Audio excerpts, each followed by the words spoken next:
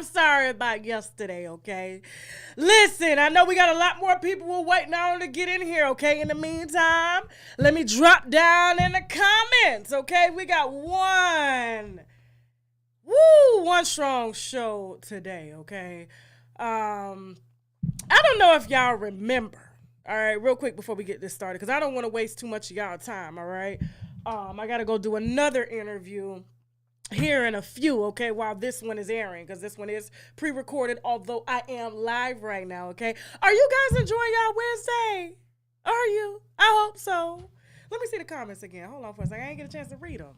Y'all better be hitting the wine glass, okay?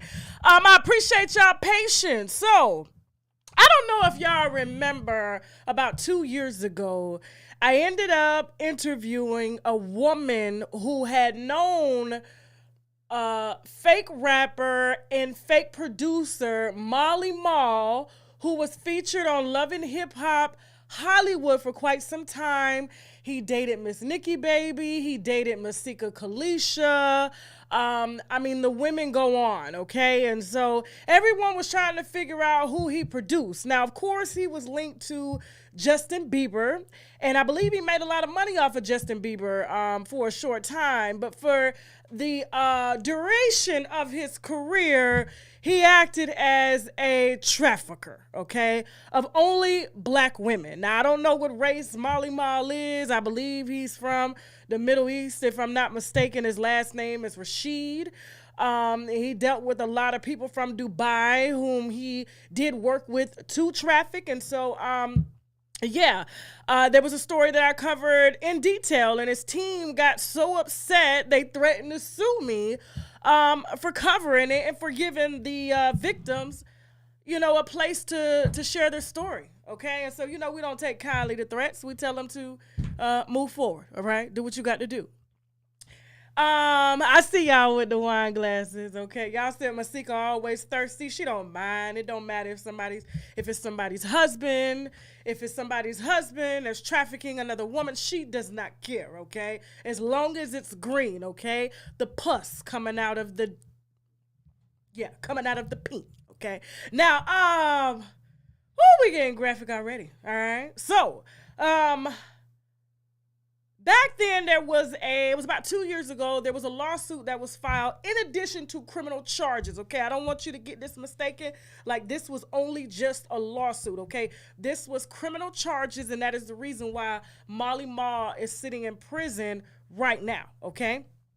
The prison sentence that he got, okay, is when it comes to black women, there's absolutely no protection at all for black women, okay? So I'm not surprised that he got such a short sentence and he'll be out in no time, all right, to traffic a few more black girls. And hopefully this interview will wake y'all up, all right? And y'all will share this, all right? Share it to your daughters. Share it to the girls working in the clubs. Share it to anybody, okay? Because it could be, in fact, you, all right? Or somebody close to you.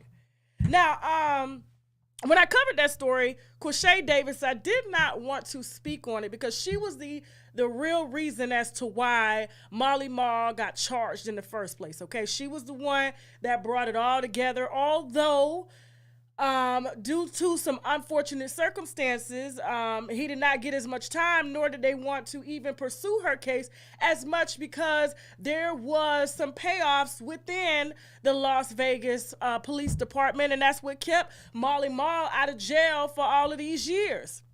And so here we are, and I listen, the reason I'm doing such a detailed introduction is because, excuse my Waffle House cup, it's just water with lemon. And I only ate egg whites, okay? Listen.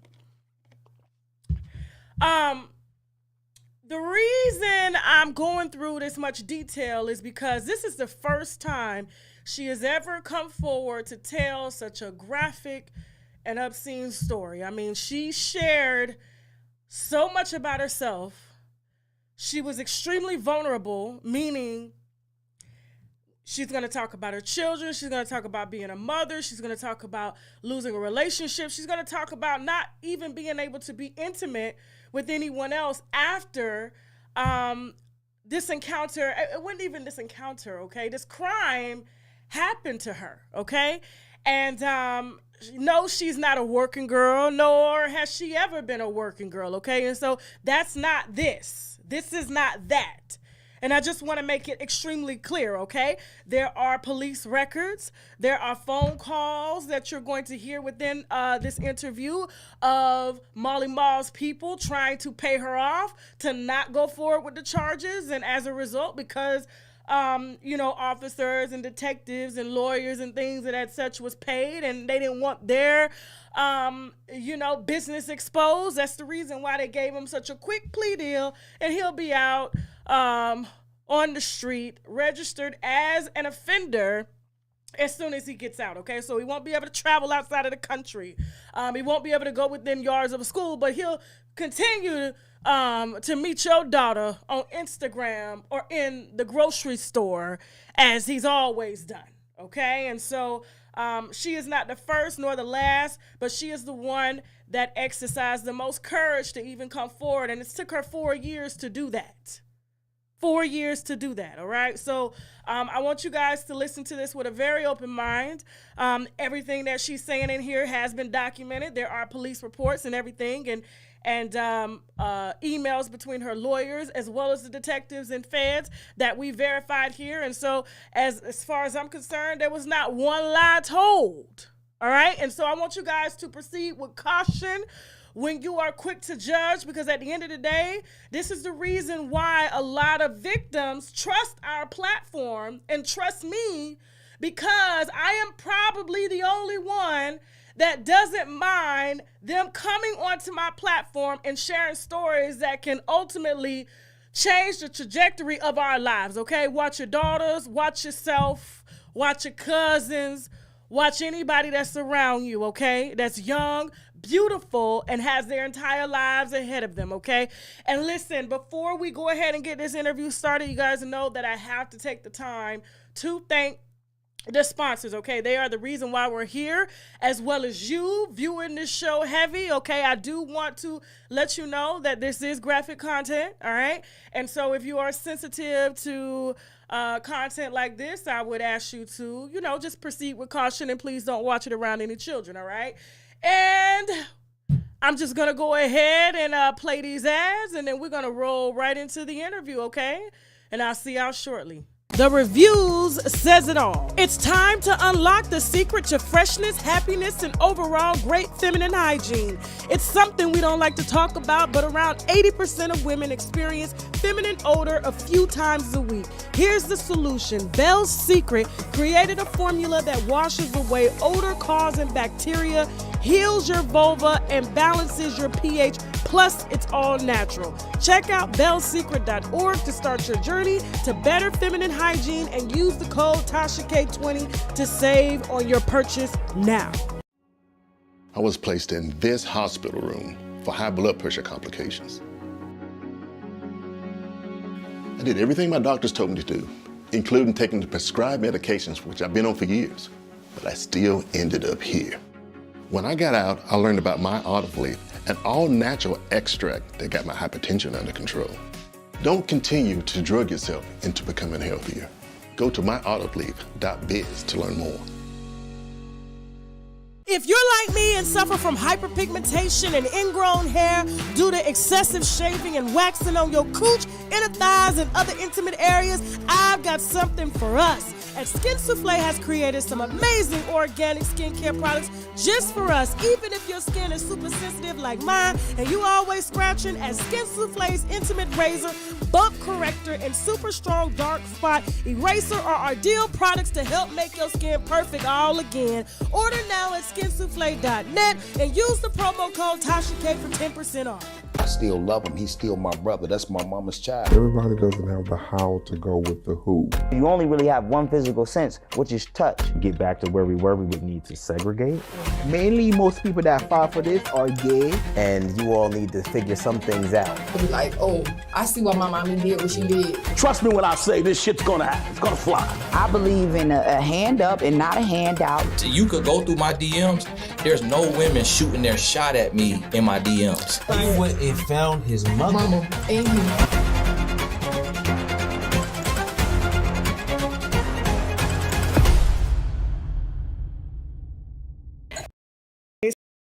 So, Quashay Davis, is there anything that's off the record? No, I don't think so. Okay. All right. Perfect. All right. So, I'm pretty familiar. Are we recording? Okay. I'm pretty familiar with your case publicly. I believe I was probably one of the first bloggers to really report on it. I didn't really want to get into specifics because it's such a sensitive subject, and I didn't want to speak on things that I did not know about at the time. And so Molly Ma was facing some pretty drastic and graphic charges. He just pled guilty. He's now serving 33 months for running a high profile, I believe it was like a sex trafficking ring, if I'm not mistaken.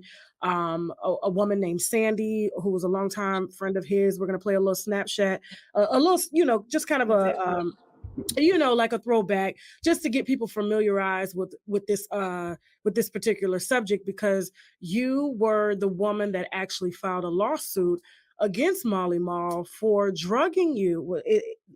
Tell me if I'm wrong. Drugging you and forcing you to participate in an orgy. Right. Love and hip hop star Molly Ma, just in case you don't really know who he is, because he was really only, I think, on about 2 seasons or so. He is supposedly a producer, but Molly Ma has a career that no one has really ever known about unless you lived in Las Vegas. Now, a few days ago, okay, Molly Ma was hit with a sexual assault lawsuit from a woman named Quashay Davis. Okay, now her story is very interesting, similar to the story that we're going to introduce from Marcella, and I cannot say your last name. Forgive me, Marcella. What is your Gudrai? Gudrai. I don't want to mess that up, okay? Now, Marcella, before we get into, because I don't want to really go over Quashay's story because she's not here to talk about that, but her story is similar to yours, okay? Now, the difference between you and her is that she actually met Molly Ma on some like business type stuff. Yeah. Per se. Yeah. And she flew out to his home, and she thought she was going to go there to talk about fitness and things like that. But that wasn't the case. And so she wound up being drugged, her words, and wound up in a sex orgy or something like that. Mm-hmm. And you contacted me because your story is similar to hers, because you've had dealings with Molly Ma for quite some time. Yes, I did. Actually, I contacted you even before that. To talk about Molly Malls. But when this came out, I contacted you again because it gave me a little bit more leverage. Molly Malls has been doing this for years. And, for some reason, it keeps getting swept under the rug. I was actually Molly Malls' friend. I met him around 2006. We used to hang out all the time. It was him, Stunner, Ocean, Molly, myself. He was a big time partier, and we used to always hang and chill. I was his friend for about 2 years. Mm-hmm. He actually ended up being my weed guy, back in Vegas. If 2006, weed was not legal. Okay. So if you wanted weed, you either drove to California or you got it through Molly or something like that. So I don't really even know him as Molly Malls. I really know him as Jamal. He didn't really start that Molly Mall thing until later on. He was always Jamal, or the nigga with the shiny shoes. How'd you meet Molly Mall? So Molly Ma DM'd me on Instagram, and at that time I was strong, like I was really into fitness and modeling and stuff like that. So when he approached me, he was all like on this, I got this ideal of like, this fitness. I have girls that you can train. I can do a music video, have you train some of my celebrity friends, blah, blah, blah. Be mindful that at that time, I literally had just left from West Hollywood working with Force Fitness. The guy named was Mike, and we was training. He was like grooming me to train celebrities, like Diggy Simmons, Bria Miles, stuff like that. Okay. So the ideal to me was like perfect at that time. It was like, oh, okay. So this is just, he's obviously watching me and he's been seeing what I'm doing and he want to help me out. So when he reached out to me on Instagram and he DM'd me, it was like, sure, what's up? What we talking? He was like, first, let's get you out here. I want you to meet some of my friends and we can go from there. Okay. Now, I just wanted, just in case, people are wondering, they're like, Molly Ma, because I mean, Molly Ma was only on television for a short time. Love and Hip Hop Miami. He claimed he was a producer, but in reality, he was running sex trafficking rings as well as um, a cohort of other things to make money. Okay. And his real name is Jamal Rashid. Is that correct? Correct. Okay. So I want to classify this. You're not into that lifestyle. You're not a porn No. star. You're not a stripper. No. You are strictly a fitness model. At that time. At that time. I was strictly a fitness model. I didn't even know who Molly Mall was. I didn't know what he accomplished. When I Googled him, it said he was a producer. So I'm like, okay, he's legit. But as far as like, I didn't know allegedly that he was a pimp. I didn't know that. Well, it's no allegedly anymore. I mean, I can say it, right? Okay. He's been charged. He's serving a 33-month sentence right now for that. I had no clue. I've never lived that lifestyle before. I've never been in the industry before. This is my first time getting into it. I didn't know this man was a pimp. I didn't know he was trying to, recruit me. I didn't know none of that. I just thought he was a producer.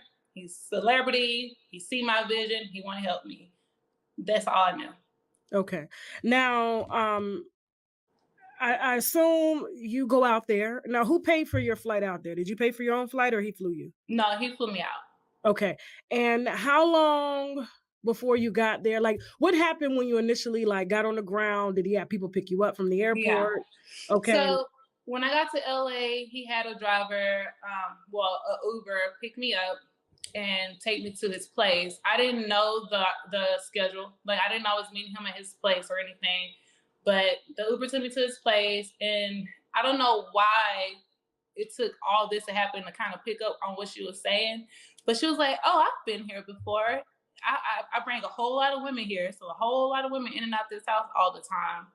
That was like red flag number one. But to me, I'm just like, oh, okay, he does music videos here. Girls come. Like, I'm not dating the man. This ain't my man, so I don't really care what he got going on in his house. So I get to the place and security comes and he has this big old gun and he meets me at the gate and escort me up to the house and, eventually up to his room. That one red flag number 2 with that big ass gun? Again, in my head, I was thinking, oh, he's high profile. You Google him at the time and say he's a multimillionaire. I'm just thinking safety. Okay. You gotta remember, I'm a little bit younger, more naive. How old were you at the time, if you don't mind me asking?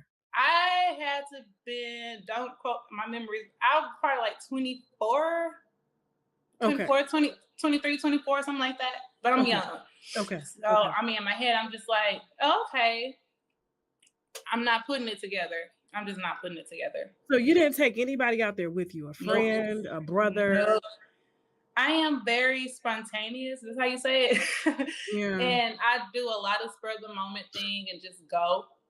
And yeah, I don't even have a lot of friends, so just me. Okay. All right. So when you get in, what happens? So I get in and the bodyguard security, he takes me to the room and he put in this code. So like in order to get into every room, you have to put on you have to type in a keypad number, like a code or whatever. Okay. He types in the code and then Molly Mall is there. He's on the phone and then he's like, Shay, oh, I'm so glad you're here. You're so beautiful. You look good. And his house at the time, it's like a mansion. It's a 3-story house. So like the first level is like common area. The top level is like a lot of different rooms with, like I said, keypads on it in his master room. And then the bottom level is a studio. So when I initially got there, you hear a lot of music. You can hear people working in the studio. So when I got up to him, he was like, I got some people in the studio. We're working on some music, working on some beats. I'll be with you in just a moment. Just relax, get comfortable. Do you want something to drink? Whatever. And he was like, I'm gonna have you meet a girl. And the girl that he had me meet was Jayla Fox. And he was like, I'm gonna have you meet her. She's gonna get you drinks. If you're hungry, she'll get you food, whatever. Just, relax until I'm free pretty much. Okay. So Jayla Fox come in, I meet her. He's like, yeah, she used to be a porn star. I just got her out of that. Now she's working for me. And, you know, you can train her. I'm trying to get her in shape. I just got her titties done, blah, blah, blah. And I'm like, yeah, for sure. If she's looking to get into fitness and get trained, I'm the girl. I'm for her, whatever, let's do it. So she's like, oh, hey, yeah, da, da, da, da. She's like, what are you drinking? And I'm like, I don't really care. I've been drinking brown. You can pour me a glass. Cool. So it goes from me drinking to while I'm drinking, I'm still busy, but I have a masseuse coming up. I was supposed to get a massage. You can get it instead, get comfortable. And I'm just like, you sure? Like, what are we doing? Don't worry about that. Don't worry about that. I got you. Just relax, get comfortable, get a massage while I'm working until it's time to go. We got reservations later, just, you know, with my team, just chill. So I'm like, okay, cool. Now, I'm not saying I'm alcoholic, but I drink. And I had one drink, and I think it was like Hennessy or something like that. Mm-hmm. I get this drink, and I think I even, you know, did some other stuff. And like, I'm just feeling relaxed and just down. Like the more and more I'm sipping and stuff, we're already in a dark atmosphere. This room is very, very dark. We're already in a really dark atmosphere, and I'm just like relaxing. Next thing I know, I'm getting a massage, and I know the girl's giving me a massage, but I can't feel nothing. Like I don't feel her. I'm just there. So, so she's giving me my massage. He comes to me and he grabs my face. He's like, why are you so pretty? Why are you so pretty? And he starts slapping me while I'm on the table. Like as she's massaging me, he's slapping me saying, oh, you so pretty. I'm gonna make you my jailer number 2. I'm making my jailer number 2. And I'm just like, I'm just there. Like, I'm just literally there. So after, you know, I guess the girl got done massaging me and she walked off. He takes me to his closet. He's trying to get me in his closet. And I'm just like, I don't want to say I'm just going with the flow, but I'm just kind of like loopy. Like, I'm just like, okay, sure. I'm in his closet. He has like drugs there. He's trying to get me to do that. And I'm like, oh no, I don't do that. I'm a mother. Like, I don't do that. Like, no. He's like, just trust me. You want me to be your daddy, right? You want me to do that? Just trust me. And so I'm just like, no, I don't. He's like, okay, well, just drink some more. Next thing I know, I just know I'm on the ground with him. He's like, you know, things are happening. He started choking me. I'm a strong woman. I'm a big woman. I'm a strong woman. He's choking me to the point to where I can't even move his hand. Like I'm on the ground, he's choking me and I'm trying to move it. And he just like, trust me. Just let me take care of you. Just let me do this to you. Like, just, it's all right. And I'm like, it hurts. Like, you know, like, and I feel like I'm like in and out. And then, you know, I know I'm bent over. He got my hands up and he's just, and as he's doing that, it's like, I feel like my back is about to break. This guy is a big guy, you know, and I was small at that time. So it just kind of like, I just felt hopeless. Like I couldn't do nothing. All I know at that time in my head, the only thing I was saying, like, if this man killed me, I can't even do nothing about it. Like if he do something to me and he killed me, like I'm pretty much fucked because I have no control. I have no strength right now. I can't do nothing. Like it's just about to happen. And I remember passing out. I was in the closet on the ground. He was gone for a while. He came back and was like, "You good? Get dressed." And in my head, I'm like, I'm at this point, I'm scared. Like whatever this man tell me to do, I'm about to comply. It just is what it is. There's no, don't fight this man. You done already seen this. He got all these guys around the house with guns. You know, you can't get out the door unless you know the code to get out the door, in and out the door. I'm fucked up. I'm sorry. Like I'm pretty messed up. Excuse me. I'm pretty messed up at this point. You good. You can cuss. I'm pretty messed up at this point, and it's just like whatever this man say, just do it. Go with the flow, drink, do what this man say. He flew me out there on a one-way ticket. It is what it is at this point. So we get dressed. We go to, I don't even know where I'm at. I checked my phone. It said I was in West Hollywood. We somewhere in West Hollywood at this fancy restaurant. I meet up with a couple of guys. I meet up with a guy named Frankie. They just hide. My mom is just, he's like beyond coked up, like on drugs and on everything else, you know, and it's just like, I'm with all these people. I'm out here by myself. I have a one-way ticket. I ain't had no money like that I mean, I ain't gonna lie to you. I ain't had no money like that. I ain't had no insurance. I ain't have nothing. So my life is basically in this man's hands. And whatever this man say at this point, you gonna do. So I'm with him. I get messed up. He take pictures of me. I don't know how he became obsessed with me, but it seemed like he just really wanted me to be his jailer number 2, which I think was like the main, you know, they call him the main bitch. He wanted me to be jailer number 2. He kept saying that. And, you know, he had a security guard take pictures of me. You know, we're going to different places. We're all, you know, they doing drugs. They get messed up. I'm already messed up. I blacked out the rest of the night. I don't even know what happened. All I know is I ended up on his floor. I woke up on his floor with my dress halfway on and my private area was swollen and bleeding. And I remember a girl looking over me and she was like, hey. And even before that, I remember I was like, I woke up, but I didn't really wake up. I just kind of opened my eyes. And I remember a girl saying, oh yeah, she pretty. Oh yeah, she gonna look, yeah, she good, she good. And so when I finally woke up the next day, it's like 10 a.m. the next day. My clothes is halfway on me. My vagina is sore.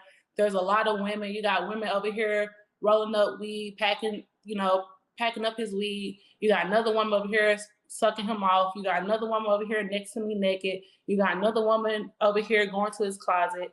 And Jayla walked in and she's like, here, let's drink. And I found my phone because I was laying on top of it. And I'm like, it's too early for that. Like, no. She was like, no, just drink. I put some Molly in it. Just drink. You're going to be good. Just drink. And I'm just like, the girl next to me was like, if you don't want it, just act like you're drinking and spit. That's what I do. I just sip it and spit it out. And I was like, so I'm like sipping it. And he's like, come on, y'all. Let's all go into this. Let's go into this jacuzzi. Like, he got a garden tub. Let's all get in the tub and let's relax. Let's drink. And I just remember the girl saying, man, I'm ready to go. I've been trying to leave for some days. Like, he would not let me leave. And then I was like, at that point, I was like, oh, I don't got some shit. And that was pretty much that. That ain't everything, but it was way more because I ended up going to his sex dungeon and everything else, but I'll let you ask your questions if you have any. No, it's okay. You were doing great. Most people aren't like this, so I have to kind of help them to remember. Now, when you say sex dungeon, mm-hmm. where was the sex dungeon? So his room is about the size of my apartment. It's really big and like it has stairs and it's like a 2-story master bedroom. And if you go upstairs, that's where his sex dungeon is at. And he has like this sling. I guess it's like a sex sling, or how you call it. It's a sling, it's a red light, dildos, porn, and like a little small TV. And so how I end up there. So basically, he was trying to get me to go back in that closet. And at that point, I didn't drink that drink. Like I took nothing else from him. And so I'm like, no, I'm good. And luckily, it sounds messed up, but it was more women to entertain him versus just me and Jayla the first day. So he was able to take a younger girl into that closet and do what he do. You know, I hate that fucking closet. To this day, I can't go in the closet. But he was able to do that with her in the closet, and I was able to stay out. Now, when you say younger, how old was she? Man, this girl, she looked every bit of probably 16, 17, maybe 19, 18. I don't know her age. I don't know her. But she was young. Like, you can see in her face and how she act. Like, that girl was young. And I think she was just like, oh, he has celebrity, he's celebrity. So she cared more about that shit than anything. But they was in the closet. And then I remember after they came out the closet, as I'm gathering my stuff and like, okay, I gotta get the fuck up out of here. He's like, let's all get in the bed and whatever. And I remember he was like, come on, get in the bed. And I don't quote me on this, I might say it wrong, but I remember I got into him because he was trying to force me to do shit I didn't want to do. And at that time, I'm not messed up. You can't, I'm alert. I'm more alert. I'm more coherent at this point. So he's like, you know, I think he called me something like a snappy bitch or a dumb nigga or some shit like that. And I was just like, bro, I'm not even gonna argue with him or say nothing to piss him off. And I'm whatever. And so I get in the bed. Jayla was like, you gotta stroke his dick. You must stroke the dick.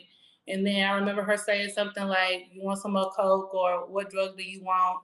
And he was like, "Yeah, give me some. I think give me like a rock or some shit like that."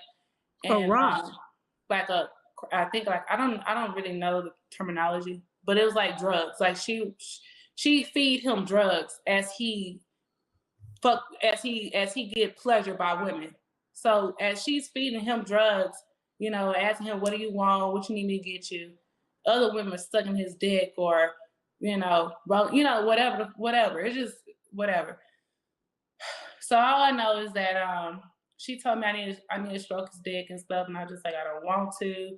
And then I just got to the end of the bed, and at the end of the bed it's like this little couch or whatever, and I laid right there. And then he was like, "If you leave my room, I'll fucking kill you." Like, if he said, "If anybody leave my room, I'll fucking kill you." And I'm just like, but luckily there was a lot of other women there to pleasure him. He ended up passing out because he do a lot of drugs. He drink a lot. He do a whole lot of stuff. And at that point, when he passed out, that's when I had like got my phone. I went up to the sex dungeon and I had made a phone call. But I didn't want to call. I was in a relationship at that time, and I didn't want to call my dude and tell him what was going on because he was gonna be pissed at me. So I didn't say nothing to him. But I was trying to check on my kids, and then I was trying to figure out how I'm gonna leave and get out the situation without him knowing or hurting me. And I guess he heard me upstairs because the floor was kind of squeaky, and if you're moving upstairs, you can hear it. So he was like, "Shay, what are you?" Like, "Shay," and I was like, "Oh, I was just checking on my kids. I was just calling my kid." He was like, No, come back down here. We're you want some weed? You want to smoke? You want to do this? You want to do that? And in my head, I'm like, bro, you just threatened me. You just threatened me. The night before, you choked me. You choked me out. I'm waking up and my vagina is, my area is swollen. I can't even freaking walk. And then you got all these women around. I don't even know what's going on. Like, I'm like, bro, like, what the hell did I sign up for? Like, what is this? And so that's what I'm thinking in my head. But I'm keeping him calm. I'm not trying to piss this man off. He had like this little cat, like this little tiger cat in his room too. So I'm just like, bro, I just gotta do whatever this man say. And so what you mean, like a real tiger? Yeah, like a bald cat tiger, like exotic type animal or whatever. I can't remember. I don't know exactly what it was, but it was not nothing that you should have in your house or around anything. But I'm just like, man, whatever. So basically, I waited to this man. I'm listening to conversations. Jayla know most of these women that's already there. And I think one girl had asked Jayla, she was like, "Can you give me the code to your room? I gotta do my homework," or something like that. And I remember the code. And then I paid attention when he was in and out. I paid attention to what the code was to get out the room and to get in the room. So my next move was, when this nigga fall asleep, when he passed out, I'm about to get the fuck up out of here. Like, I'm about to go. How long were you there? I want to say about like 3 days. Oh, wow. It was 3 days of me in like a dark room, because he keep it really dark. Dark room, a lot of women, a lot of drugs, a lot of sex.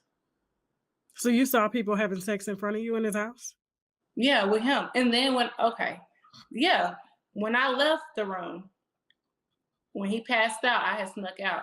And I was like, okay, I need to figure out how I can get her to get me out this house without him like thinking that I'm trying to escape or whatever. But let me get there.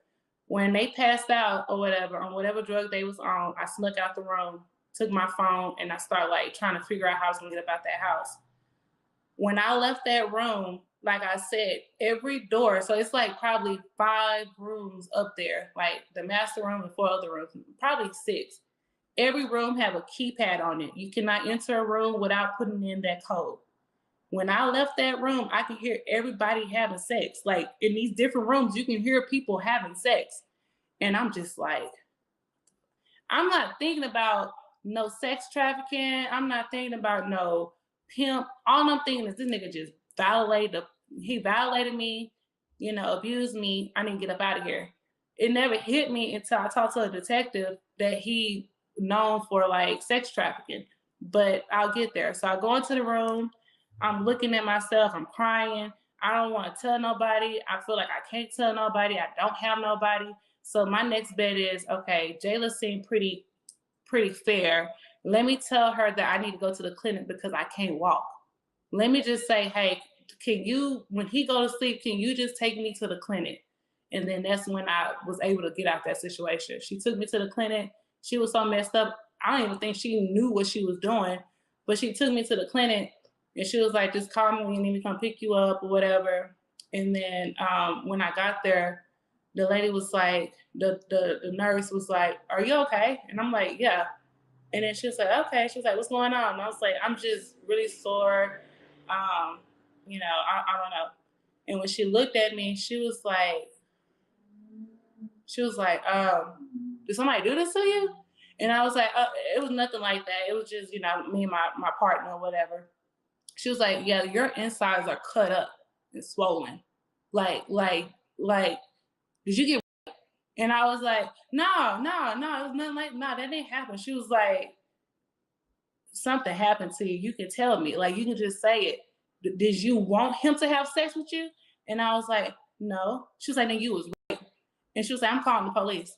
And from that point, she called the police, and I stayed at that clinic until they kept that clinic open until the police came and got me. Even when it was closed, they kept it open until the police came and got me and took me to a rape clinic. But yeah. Wow.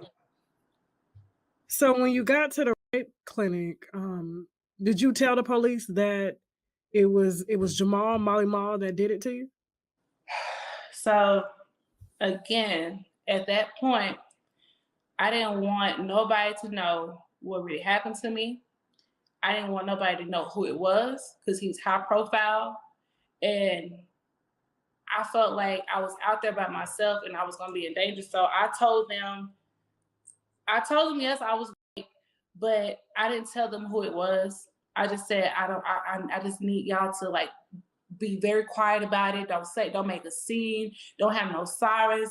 I was like, do y'all see a Ferrari outside? Because that's where she dropped me off in. Like, are they outside? Like, don't say nothing. Just like, I don't even want to. They was like, well, you need to go to a rape clinic. I said, I don't live here. I'm from Texas. I need to get back home to my kids. They was like, well, we can put you in a shelter. I'm like, why would I go to a shelter home? I just told you I don't live here. I have kids. I got to get back home without y'all making a scene or saying anything or doing anything. I don't need TMZ I don't need none of that. I don't want none of that. Just like, do what you need to do. If I can't go to this clinic and safely get back home, I don't need to go. So I actually did not get my kit until I came back to Texas. And as soon as I got back out here, it was already on TMZ. He was calling me. His assistant was calling me. The nurse was calling me. Like, it was. So you did end up giving a name? Yeah, no, for sure I did, but not while I was there. I mean, I'm lying. I did tell the police officer that it was Jamal, but like I said, if you look at the screenshots, I told them I wanted to keep it confidential. I didn't want them to like make a scene about it. Just, yeah, it was him, but please don't make a scene about it. The nurse who saw me at that urgent care, I think I got her in trouble because I ended up telling my lawyers and stuff what she did. But after she asked me who did this to me and told me this and told me that, she took pictures and told me that. She took pictures of my vaginal area, and I didn't know that like they're not supposed to do that.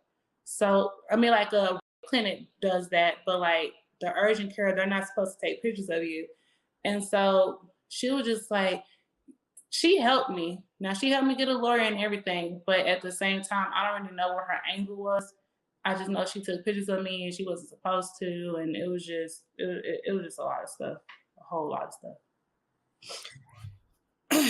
I mean, I've had a lot of girls come forward about him, but no one has ever described it in detail like you just have. Now, you guys have pictures together. Do you remember taking those pictures? Nope, that's what I'm talking about. So that's the first night I was there. And I told you I was messed up. You can see I couldn't even stand straight. And like, he had his security take pictures of me. Like, he gave his security my phone and had them take pictures of me. It was weird. And like I said, I met this guy named Frankie. He introduced me to so many people. Now that I think about it and I've done research and I know more about him, he was trying to recruit me. Like, that man was trying to recruit me. I didn't know. Frankie was, or Jamal? No, Jamal was trying to recruit me. So his angle of showing me to the Dubai people and the investors and friends, this was like, hey, this is one of my products. In his head, probably one of my products. This is a girl. She's fit. We can get her like this, get her like that. Probably send her on whatever.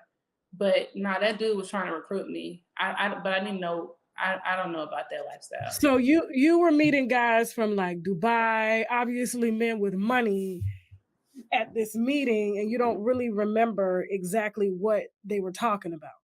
No, I was messed up. I was already on something before I met with them. Like, I was messed up. The only reason why I know Frankie is from Dubai because he told me. Okay. And I sent you a video of that. I don't know if you was able to see that. Let me see. Hold on. But I'll put it in here. If I get it. I saw the pictures that you sent me. No, you got to see the video. The video is me talking to Frankie, and like, so it's Jamal holding the phone. That's his room. It's Jamal holding the phone. Okay. And I guess it's a three-way call, and Frankie called me on private, and Jamal is holding the phone. And I don't know who was recording the conversation, but they sent that to my lawyer on his end. They sent that to my lawyer. And you can hear Frankie saying, please don't say nothing. Please don't do nothing. I'll give you money. Just stay quiet. He was wrong. He made a stupid decision. He was on drugs. He didn't mean to do that to you. Please, please, please, I'll take care of you forever. You don't have to worry about nothing. Just don't say nothing.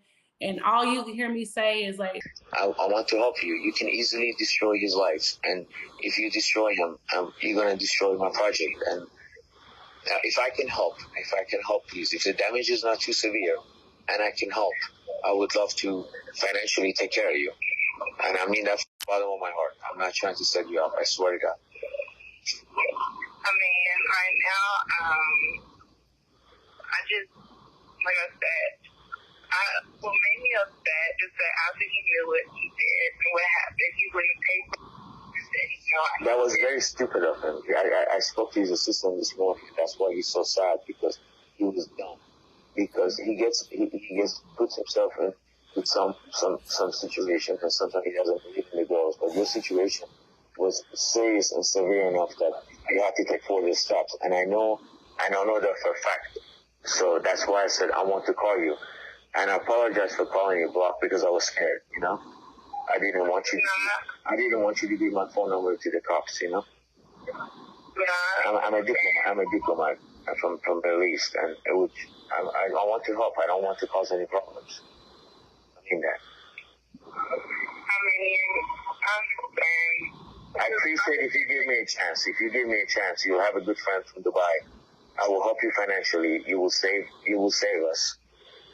And you will save the embarrassment for him. And I promise you, he will be satisfied for life. I swear to God. Okay. Well, I just want you to give me a chance, please. That's all I'm asking. If I disappoint you, you know, what am I going to do? The cops can easily destroy my life, you know? I understand. Right now, I'm really trying to get to this clinic. Well, right now, I think what the most important thing is if you come to some kind of agreement with. Right now, I just want to go to counseling and get my medicine, and I'm embarrassed, like, for myself, because I put myself in this situation, and I already know anybody who look at this or hear about this is gonna be like, how the hell she didn't know this was gonna happen to her? Like, how she didn't know that Molly Mal was a pimp? How she didn't know that Molly Mal was a no good dude? Like, you know, so I was just like, dude. I'm surprised he let you keep your phone. Mm-hmm. Oh, girl. I have never dealt with any celebrity that takes my phone. Nobody has never taken my phone from me. Okay. Have you spoken, I guess, with Jada? No. Since that night? No. When I was there, I told her what the doctor told me. And she was like, dang, that's fucked up. Like, Jamal, if you say no, then it's no. Like, why you do that?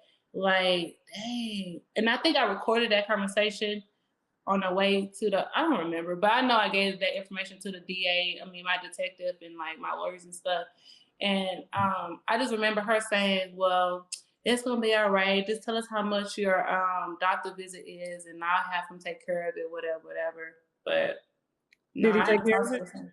Mm-hmm. Did he take care of it? He took care of the initial doctor visit, and then after they ran tests on me and they were trying to give me medication to prevent. I didn't know if you get a kid, you get free medication. Yeah, just in case you contract HIV or something. But before I got my rate, because I didn't get my kit done until I got to Texas. So before that, I was just trying to make sure, like, whatever this doctor from here, whatever medication she prescribed me, I need you to get that for me. I don't have insurance. Like, you need to get that. And so he kept on saying, I can have somebody give you some medicine, but I'm not about to pay that price that the doctor is giving you, blah, blah, blah. And I'm like, bro, I just want my medicine. Just give me my medicine, dude. Like, but in all honesty, I didn't even need him to pay for anything because, like I said, once I got my kit done, they gave me like 12 different medications to prevent me from catching anything that he could have possibly gave me or would have. Now, back to when you woke up and you were swollen, dressed half up. Did you ask him or anybody in the room what happened? No, I didn't trust none of them at that point. When I woke up and I saw that girl looking at me and she was like, she's been trying to get up out of there. She looked like she was having a rough night too. And at this point, it's a lot of women there. Why would I ask them like what happened? I know like in the middle of me being laid out on this floor that somebody was over me and said I look pretty, but nobody thought, hey, like, does she even know what we doing to her? Or is she okay with this? Or like, y'all just had a field day with me. Like, I don't know what they did. Do you think it was multiple men? I don't know. I didn't see no other men besides him. But again, like I said, his house, he had a whole lot of artists in the, downstairs in the studio. So who knows? Wow. I don't know. So after you get the rape kit done, did the police go and question Jamal? Mm-hmm. Okay, and what was the conclusion? He kept initially was saying that it was consensual. Like, is that the right word? I don't know. Yeah. He tried to say that at first, and then that's all he stuck with initially, and then said that I was trying to get money out of him, later on down the line. But I really want you to pay. I really want you to look at that video, and I also sent you a forward email or a screenshot of my lawyers saying somebody from his team has sent me this, and they was basically vouching, saying that he tried to bribe you with money and da-da-da-da. And attached to this email is a video. I want you to look at the video and tell me if you remember having this conversation. And when she sent me the video, obviously on the video, I'm like, yeah, I remember having that conversation. Okay. So, and I'll definitely put that in here. I'll try to get it cleared with my legal team to see if we can air it here, just to kind of corroborate your story. He has since been sentenced to 33 months in jail, which really ain't shit, Exactly. Not for sex trafficking. He probably still got the ring going. He comes out, he collects his money. I remember when Sandy came on the show, Sandy was saying that he was going to get off because she said that the Las Vegas PD worked with him. And of course. He admitted that. You know what they said? He even admitted it when he took his plea deal. They said they didn't have enough evidence to proceed with the investigation on Jamal allegation of paying off police officers with sexual favors and money. I know for a fact he did, because when I was in his house, I remember him talking about he beat up a police officer and had to pay him to stay quiet. And then also Jamal sent me, you know how many times people reached out to me on his behalf on trying to pay me to stay quiet? I got a whole video I can show you. Like the video I sent you was from my lawyers, not even from me. That's one. I got a message of him saying, I'll pay you $1 million from Bitcoin or right now in cash within 72 hours if you drop the case. He kept trying to have me drop the case. My lawyer was like, he only saying that because, for one, he wasn't paying his lawyers. A lot of lawyers was filing a motion to like be removed from the case because he wasn't paying them. I don't know. He pissed off a lot of people. And as he was pissing those people off, they was feeding information to my lawyers. Information. So ultimately, I would have won that case. But he filed for bankruptcy. Like, he filed for bankruptcy and he was like, yeah, I owe some money. I did that, whatever. But I'm broke. I don't got no money to give her. Okay. Were you, I guess, when they convicted him of running the sex trafficking ring, were you a part of that case? Yep. Well, so did you testify? No, I didn't testify. What I did was the DA that I was working with, she had basically told me, everybody told me, the police officer that day who saw me at the clinic was like, you the third woman this week to has claimed the same exact story as far as him and putting you in a closet and da-da-da. And I said, and how are those women? Are they okay? Why nothing has happened? Why he's not in jail? And they just looked at each other. And I'm like, so y'all not gonna answer my question? Y'all just told me that he just did this to somebody else last week and he's still a free man. So what's going on? And in my head, that's why I didn't want to say nothing even more, because it was like, y'all telling me that all these women keep reporting him and coming to y'all about the exact same thing and he's still a free man. And then some women came up missing. So I'm like, the DA I work with was like, I got 12 women on this case who, when the TMZ story came out, a lot of women started coming forward. They started talking to my detective. For whatever reason, the district attorney didn't want to pick up my case when it comes to criminal because they felt like it would be hard to prove in court. So they didn't file charges on him. So I had to take an L. But I'm like, how is it that you don't want to, like, my kit, the pictures, the choke marks, my vaginal area, everything like comes together with what I'm telling y'all happened to me. And you don't want to, even like his DNA, like everything has come together. You're telling me you don't want to pick up my case. And then you have 6 other women who came forward and said, yeah, this happened to me too. This happened to me too. This happened to me too. And that's not enough to take to court. Were y'all all Black women? I don't know. No, some of them was white. Oh.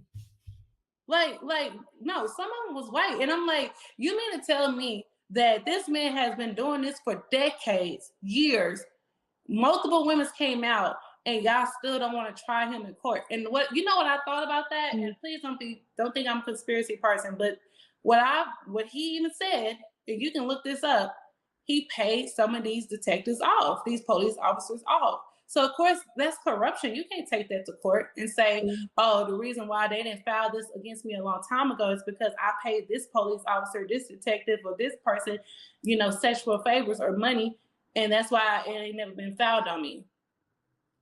You can't take that to court and not raise flags. Like, you just can't do that. So I mean, I get it, but it's just like, damn, like all these women went through this stuff.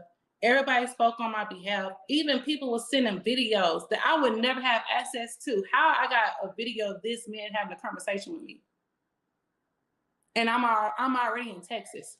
How I have that video? Somebody sent that to my lawyer because I don't know if he pissed the wrong people off. I don't know, but man, there's even other high-profile people who came to me about it and was trying to give me a check on his behalf and told me to stay quiet. I'm not gonna bring their name up, but I'm gonna just tell you what my lawyer told me to tell them. Like, nah, I'm gonna tell you this like this. FBI is involved. When his house got raided, I knew his house was gonna get raided because they told me they was about to raid his house. They was like, we're gonna be raiding his house and we'll be able to collect everything and see blah, blah, blah. If there was a young girl there, or if there was animals there that shouldn't have been there, we'll be able to collect it and we'll try to, include that in everything that you're alleging and speaking on. And I was like, okay. I do remember them finding exotic animals, if I'm not mistaken. I knew exactly when they was about to raid his house. They told me. My detective told me. And they told the reason why they was able to to do that is because of what I've told them. If I didn't tell them everything that I experienced, what was going on, what happened, they wouldn't have enough information to raid his house, if that makes sense. So why didn't the feds pick up the case on your behalf? They said that it wouldn't be a strong case presented in court. They wanted something bigger. That's all. They wanted something bigger. At the end of the day, you know, what happened to me. Yeah. It affected me in so many ways. But I'm not gonna lie, I wasn't happy when they told me, oh yeah, he finally took a plea deal and he's gonna go to prison for 33 months. I'm like, for sex trafficking and laundering his money and 33 months. If I did that, I'll be in there for 20 years or plus. Like, because he's a celebrity or whatever he is, you mean to tell me that he only getting 33 months? And do you know how that affected my life intimately? Like, I could not. Yeah, how are you? How are you coping? Man, so I'm better now. It's been about some years, but I lost my boyfriend at that time. Like, I knew better because he told me not to never take a drink from nobody. So he was real more pissed off about that. But that I couldn't do things with him that he used to doing with me without being drunk. I couldn't go in the closet. I was paranoid. I was sleeping with a gun next to my head. I was messed up. And when I was going to counseling, they were trying to put me on antidepressant, and I was like, nah, I ain't taking no medication for this situation. Y'all not fit to numb me. Like, nah. But I was really messed up for a very long time, paranoid, you know, felt like everybody was out to get me. It's like I completely lost myself. I stopped doing things that I used to do, like fitness, stopped working out. I felt like I wasn't enough. I felt like, you know, I just felt, I wasn't me no more. I couldn't model. I didn't like to be around industry people like that. And if I was, I'd have to be under the influence. I eventually started doing things that I never would have thought of doing, you know, got more into like vixen style modeling and videos.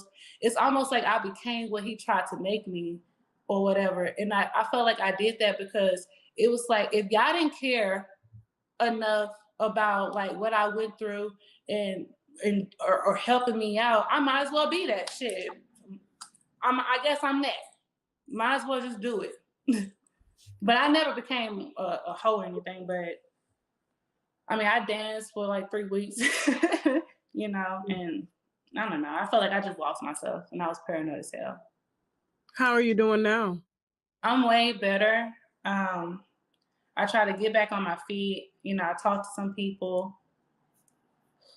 And I learned some things by myself. You know, I ended up getting work done on my body, and I've learned that I had a brain tumor. I still have a brain tumor. And it made me realize why I was kind of so, how do you say, what's the word? Impulsive. Like I made a lot of impulsive decisions and did a lot of impulsive things. And it made me even more mad at myself at first, but then I started realizing like you can't beat yourself up about that because you didn't want that and you didn't even, you know, I don't know. But how's your health now? I'm still dealing with my brain tumor. It's not a cancer. It's a benign meningioma brain tumor. So it's a slow growing tumor. You know, I'm dealing with it the best way I can. And I'm, you know, I went back to therapy and I started talking to people more. But the only thing about when you confide in people or you talk to people, like I had a friend that's been my friend since middle school. You know, this girl tried to sell me out. Like she basically was willing to give up my location and information for some money.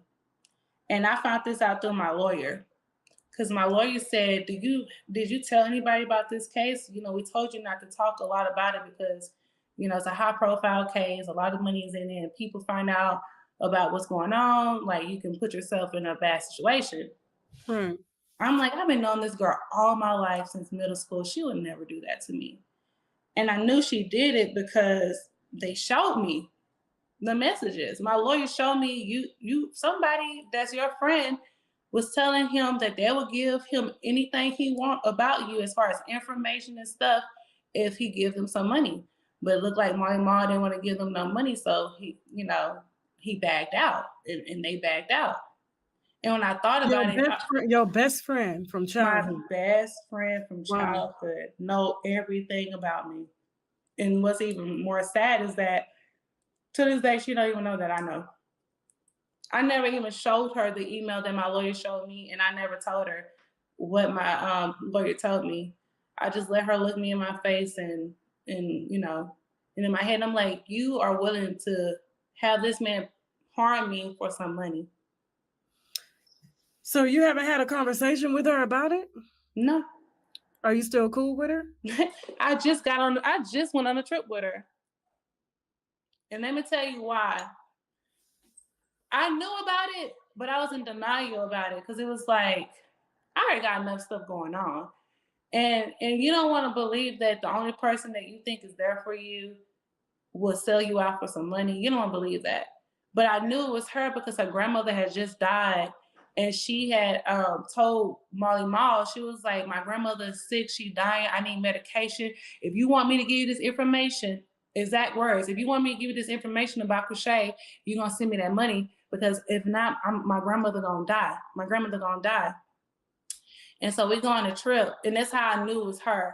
We go on a trip, and she brought it up. And this happened in 2019. It's like, this 2022, like, why are you talking about Molly Mall?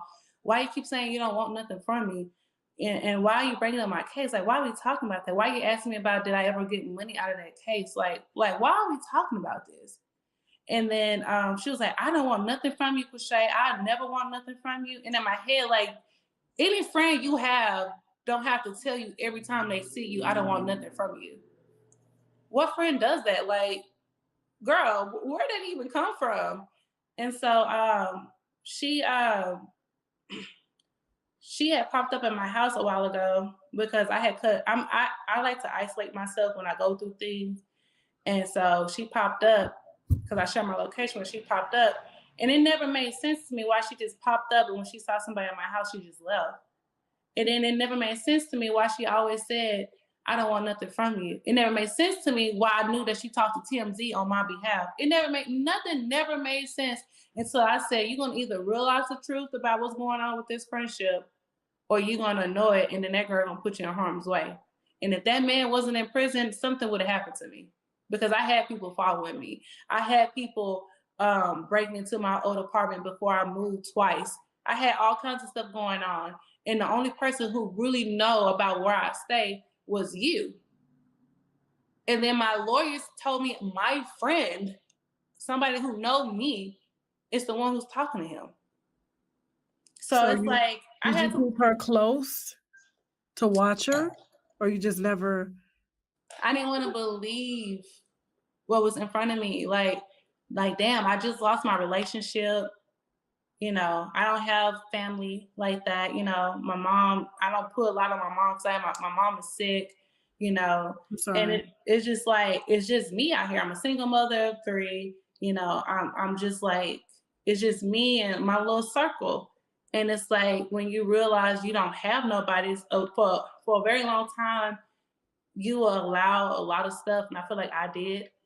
And it's like, I'm going to allow you to do this because I feel like I need your friendship. But then when I realized, like, this girl is willing to really, like, this girl don't care about your life. And if she would have gave that man my location, I would have came up missing. Nobody would know nothing. So what's going to happen when she watches this interview? The minute she asked me, who was you talking about? Because she's been keeping up with this case more than I have. You know, I stayed quiet for a very long time. Does she know you're talking to me? Okay. She don't even know that I know. Okay. But that's so honestly, you ready to deal with her? Oh no, she's cut off. But to be honest, I wanted to really like talk about this, not more so because, I feel like I'm a victim or I want clout, sympathy, whatever people do. It's really to address that this world we live in is very evil. And money, it don't matter how much you love a person, how long you known a person, like a bad situation happened to me. I was entitled a lump sum of his money that he claimed he don't have. She found out about it, wanted access to it, wanted his money, and she was willing to have this man hurt me to get it. And that's really what I want to talk about. Because it's like, damn, you don't care what happened to me. You don't care that I feel like I don't have nobody. You don't care I lost my man. You only care about getting some money and knowing some information to get the money. That's all she cared about. That's all most people and everybody care about. Yeah. Because I ain't getting no justice. Even them other girls who was being sold and agreed to be his hoe or whatever, a lot of them girls came up missing. And I know this from the streets. A lot of them girls came up missing. And if you snitch on this man, I mean, you're not scared now? What I feel like now is that he's in prison. He broke, I guess. He's broke. And he done burned a lot of bridges. And if something was going to happen to me, it would happen a long time ago. Okay. Well, I do appreciate your courage. Like I said, I didn't want to talk about your case until you were ready to talk about it. I knew it was very fresh at the time. I know when Sandy heard of it, shout out to Sandy. Yeah. She believed you 100% because the same thing happened to her. She's known him for years. So she's like, why would my friend do that to me?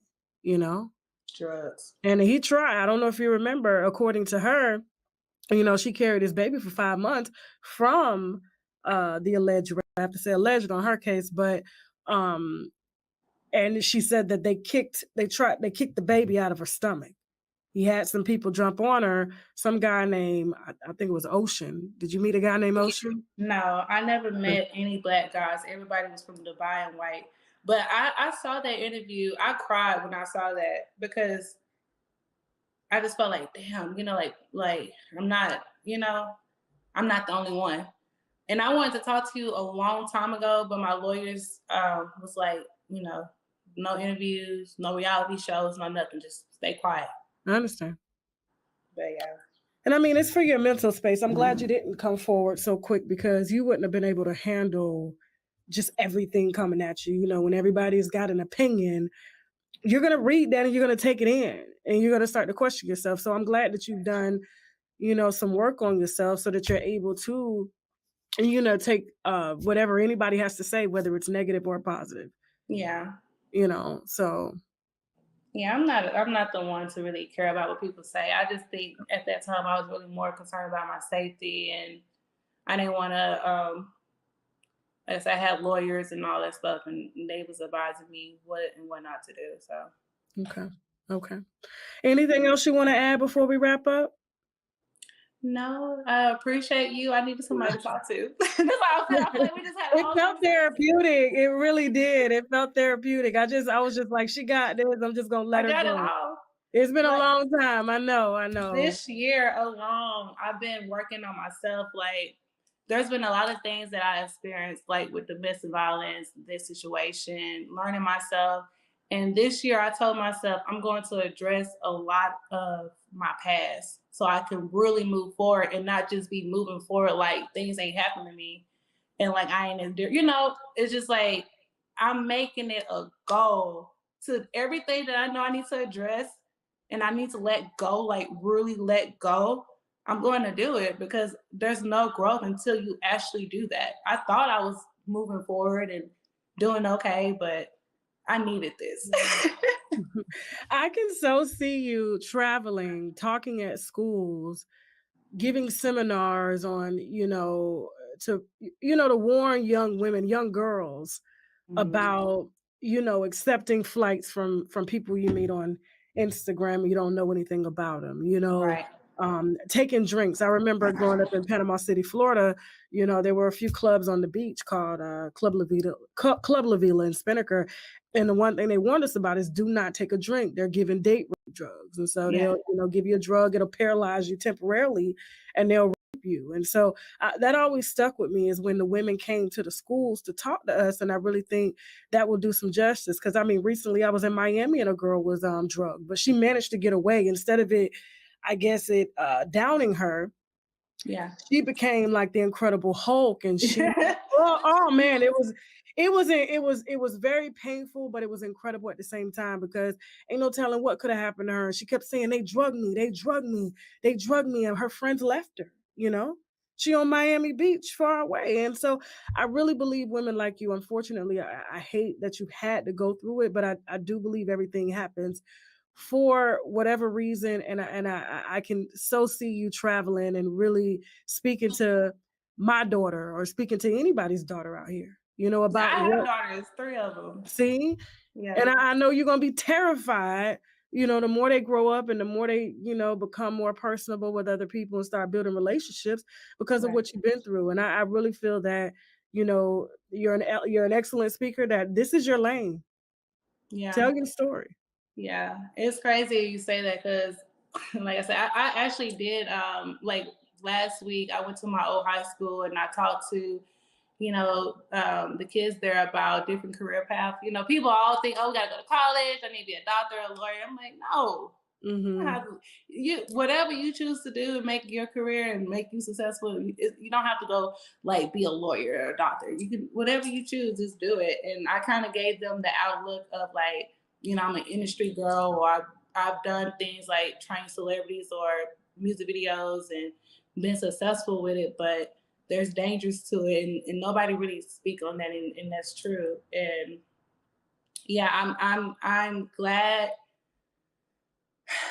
that I was able to talk to them about it, and I'm glad that I was able to learn from like the things that I've been through to protect my daughters, because they look like me, they shape like me, and we already know what's gonna happen with that. And I have to like, I'm so strong on them, because again, like with my health condition, there can be a time where I can go blind, I can lose my memory, I can, I have a brain tumor, like I gotta get brain surgery, so I'm trying to groom my daughters to be strong, to be independent, to be, aware of their surroundings, because mommy might not always be here. And I need y'all to be that way. I need you to pay attention. Are there complications just from having the surgery, or just the tumor possibly growing and bigger? Yeah. So last year I found out that it's in my left and right frontal lobe. So like when I speak, sometimes I don't say things properly, or my memory is bad. But if they do surgery on me, of course, like any surgery, that can be complication. It's just like I'm not in a space in life. Like I'm working on building me a house. So I know I got a house. My kids are for sure good. I'm not about to get no brain surgery. I'm sorry. Like what were your symptoms like? Because there may be people watching this that may be, thinking the same thing. What were your symptoms? So when I first found out, which was 2020, I had a seizure, and before that, like I was blacking out behind the wheel on the way to work. I was, I eventually started at working security and working and stuff, and I was just blacking out, couldn't stay up. And then I got my breast done, and then that's when I was able to find it and stuff like that. And it just like the seizures came even worse. And like I said, my speech be off, and sometimes my comprehension is like a little bit slow. Like I said, in 2019, I didn't know I was living with a brain tumor. I was just very impulsive, like, oh, go do this? Okay, cool. Most people will take the time out to think and be like, wait, hold on, let me think this out. Does this make sense? Me, I'm just like, and so I just thought, I didn't think I had a problem. I just thought that's just how I was. But a lot of that, because of where the tumor are located, those are like what it affects, like your comprehension, your decision making, your attitude, all kinds of stuff like that. So that's pretty much it. Okay. Well, I'm definitely going to be praying for you. Thank you. You look stronger. Looking at you, you couldn't tell, and that's why they say you can never judge a book by its cover. And so, I really appreciate you having the courage to even come on here now and just share your story. I do remember when Sandy did come on the show. Molly Mall's team did reach out, and Molly Mall as well, and so they were trying to get their story out, and I was just like, no. I said, I'm good over here. I'm good. I'm Thank good. you. Yeah. Nah. My boy. Nah, they trying Okay, to. and it wasn't the first time that I had heard it. So I wasn't. I was just like, what are you going to say? You know, and they're trying to say, oh, she's extorting me. I mean, the same story is, oh, extortion, or she wanted to be here. It was consensual. And I'm just like, okay, you know, so it wasn't the first time. And I'm just glad that you're even, like I said, here to even warn women, because he will return, and he will return to what he knows, you know, and hopefully this will get the word out, and hopefully you'll continue to tell your story on stages, you know, until you can't tell it no more. And hopefully that will never happen. Right. Yeah. Yeah. And so thank you, Quashay. I really appreciate you. Beautiful young woman. I'm sure your kids are just as beautiful. And is there anything else you want to say before we sign off? No, but her name was Sandy. Sandy, I'll put you in contact. So I said thank you. I will. I'll connect you guys. I'll definitely connect you. She's in the Las Vegas area as well too. So, okay. And she's known Jamal for years. So she'll definitely be able to provide some comfort. She is an ex-porn star, but she was just like, I was never a prostitute. Yeah. Different, you know. What he was trying to get me to do, no, you know. So thank you again. We are going to leave your social media below if that's okay with you, just in case women want to reach out to you, show support. Yeah, I wish you all the best. Thank you. Thank you. I appreciate you. Thank you for talking for me. Anytime. We're back. All right. I told you that was a lot. Okay. And I just want to take a moment to thank Quashay for being so vulnerable to discuss the good, the bad, the naive, the mistakes, and just being vulnerable with us on this show. Okay, it takes a lot for people to come up on such a massive platform, such as we have, to really tell it all. And I did notice there were a lot of people asking a lot of questions. Okay, and maybe I'll get Shay one day to come back and do a Q&A where you guys were able to call in. We'll probably do that on our app so we don't get no unnecessary excess trolls. But for the most part, being able to kind of fill in those gaps, it's hard, guys. I spend an hour, sometimes 2 hours with people, and being able to get them to condense everything into a segment, it's extremely hard. It's extremely difficult to do. I mean, hell, even in court, they don't even give the whole story. They cut, chop, screw, paste, okay, and they'll try to make it as story-like as possible, okay? And like I said, it took a lot. I did see a lot of hate in the comments.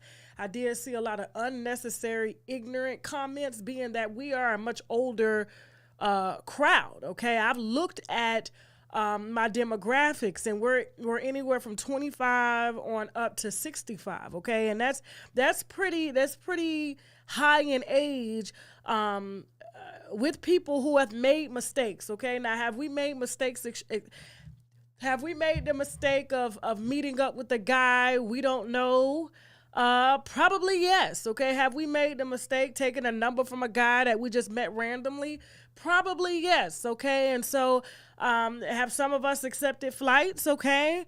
One way, probably not. But at the end of the day, whether you take a flight or whether you meet a guy in a grocery store, you still don't know who you're meeting. You don't know. And you don't know where you'll end up.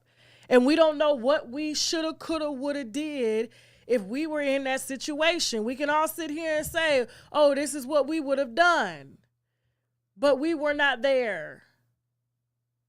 And when, you know, life hits us like that and we're in survival mode, the most important thing is to survive, okay? And so I really do appreciate Quashay, and I also appreciate Sandy for really bringing us the exclusive on this and letting us know, so much so that Molly Mall's team was offering money for us to take it down, and I said, absolutely not. Absolutely not. These are black women. Out of here. Fuck out of here, okay? And so I want to thank you guys. You guys can reach Quashay on Instagram if you have questions, okay, about her situation.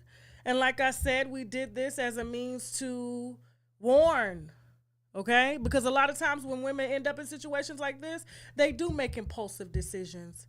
They do trust too easily. They are vulnerable. They are naive. And that's why a lot of them end up going.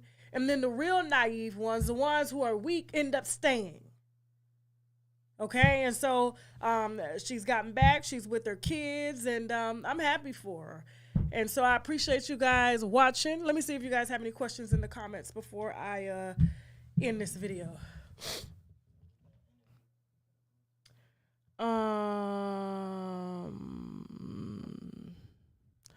All right, so no questions, all right? And with that being said, we're going to go ahead and play the ads. Please don't forget to show some support, all right, to the advertisers. They are the reason why we're here. And I will see you guys later this week, okay? Fuckery Friday. With that being said, now we got to go. Bye. If you're like me and suffer from hyperpigmentation and ingrown hair due to excessive shaving and waxing on your cooch, inner thighs, and other intimate areas, I've got something for us. And Skin Souffle has created some amazing organic skincare products just for us. Even if your skin is super sensitive like mine and you always scratching, as Skin Souffle's Intimate Razor, Bump Corrector, and Super Strong Dark Spot Eraser are ideal products to help make your skin perfect all again. Order now at skinsouffle.net and use the promo code TASHAK for 10% off. I was placed in this hospital room for high blood pressure complications. I did everything my doctors told me to do, including taking the prescribed medications, which I've been on for years, but I still ended up here. When I got out, I learned about my olive leaf, an all-natural extract that got my hypertension under control. Don't continue to drug yourself into becoming healthier. Go to myoliveleaf.biz to learn more. The reviews says it all. It's time to unlock the secret to freshness, happiness, and overall great feminine hygiene. It's something we don't like to talk about, but around 80% of women experience feminine odor a few times a week. Here's the solution. Belle's Secret created a formula that washes away odor-causing bacteria, heals your vulva, and balances your pH. Plus, it's all natural. Check out bellsecret.org to start your journey to better feminine hygiene and use the code TASHAK20 to save on your purchase now. I still love him. He's still my brother. That's my mama's child. Everybody doesn't have the how to go with the who. You only really have one physical sense, which is touch. Get back to where we were, we would need to segregate. Mainly, most people that fall for this are gay. And you all need to figure some things out. Like, oh, I see why my mommy did what she did. Trust me when I say this shit's gonna happen. It's gonna fly. I believe in a hand up and not a handout. You could go through my DMs. There's no women shooting their shot at me in my DMs. He went and found his mother. Mama and you.